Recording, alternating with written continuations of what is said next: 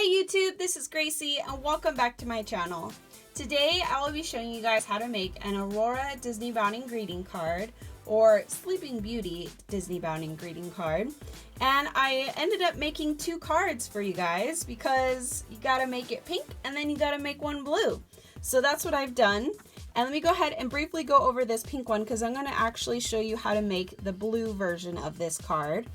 Now what I've done is try to include some of the elements of her dress as well as the elements from her crown. So obviously this gold piece behind the word wish has the same design as her crown or tiara. And then I've obviously used the pink color from her dress. Now I liked the way that this paper represented the color change, or the magical color change that happens, that the fairies, you know, make her dress pink and then blue and then pink and then blue. So I thought that looked kind of cool. I've also embossed part of the background in castles, and then I've included these little embellishments in the corners to represent the colors of the three fairies. Flora, Fauna, and Merryweather, I believe. I was trying to remember that for you guys. And then I just did a simple sentiment wish on the front because I thought this would make a very cute birthday card for someone. And of course on the very back side I stamped my G stamp, and I did it in the Stampin pad from Stampin' Up in Pool Party. And then on the other card I ended up stamping my G stamp in the Positively Pink, same Stampin' Up ink pad. Now the three little dots in each of the corners, I used my liquid pearls. This one I used baby blue, Peacock, and last but not least, Petal pink. So these are the three colors that I used for the three dots in each corner. So let me go ahead and put those aside, and let me show you how to make the blue version of this card. It's basically all the same elements, just different colors. So what I did to start was I took my original card size, and I didn't cut it down. On my mini card Mondays, I end up cutting this down in half, but not this time. I took my original card, and then I took my Shimmer Sheets paper, and I took it obviously not in pink, but I took it in blue, and I cut it down to just under the card size. So this is what we come up with. Let me put all these little pieces down here. Oh, I found the little dot there. Yay. All right. So this is the size I ended up coming up with. And I did cut the paper down so that these little swirls or little push marks, I don't know what you'd call those, would show. I wanted that to be definitely the most prominent part of the card, or at least the background.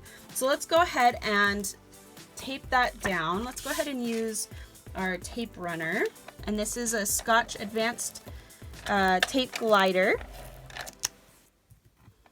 and I definitely do not recommend using liquid glue for this project because it does not work, because this is kind of like a plastic sheet here, and it just doesn't lay down with the liquid glue.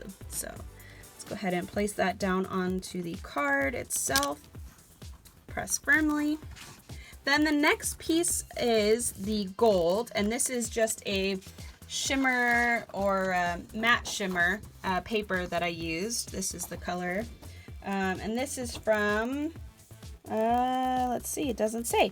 Sorry about that. So you can pretty much find any of these sheets of paper at your local craft store, like Michael's, for example. So I've cut down the paper to 1 inch thick, and then of course I've cut this one down so it would match the inner layer. Now you could make it the size of the card, and that will look really cool too, and actually that's how I used it in the first card here. I've kept it the length of the card. But for these, we just did it slightly under, and then I obviously duplicated that, so I ended up having two crowns, and we're just going to flip them and make them opposite each other. Now let's go ahead and also tape those down. And I'm trying not to knock the camera, so I'm sorry if I'm out of shot there. Oops. This is quite quite hard to do on camera. Doing it off camera is actually a little bit easier. Let's do it this way. There we go. So there's one, and I believe that's gonna go about there, but let me leave that till I get the other one glued, or taped rather. Because again, liquid glue won't work for this part of the project either. And let's go from the back to the front of the little top of the crown, like this, just little. That way it gets all the way to the tip of the crown. And then one last one, there we go. And let's go ahead and bring those two together. And I'm basically just going to eyeball it as best I can. Let's see if I could do this on camera as well. And just try your best to get those centered. Now, if you're really particular, I would recommend measuring it. But because I'm not that particular, I'm not going to measure it. Let's just hope that it goes in the right spot, right? Okay, so that looks pretty good. And the next piece I took was, I believe, also about an inch. Basically, I just took a strip and made it the same length as the background, you know, length across. And then I ran it through an embossing folder. And this Echo Park, holy moly, they have the best stuff right now. So I used this embossing folder, and I also used all of the partnered dies. So designer dies, this is the Castle Wish die set from Echo Park. And I just used the word wish, although I plan on using all of these elements at some point. They also have this stamp set, which is really cute. And then also this little cute bow with the word princess. I almost used the word princess on the card, but I kind of liked making it, you know, wish for a birthday card. So anyway, I embossed the paper, and then I just cut where the castle was, so the top and the bottom of the castle. So let's go ahead and also use our Tacky Dot Singles to adhere that to the rest of the card. And it comes out to be these little squares. I'm just going to peel off the backing. And I actually like that the castle is kind of concave, so I'm going to do it on the, oh, actually, yeah, let's do it the real way. Let's do it so that the castle kind of sticks out. I had it inwards the other way, but this way is quite nice too. So let's leave it that way. Oops, dropped one. And just do it in all four corners, because we're not going to use the tape runner on this one. We don't really need a whole bunch of glue or anything on this. Oops, that was the backing without any glue on it.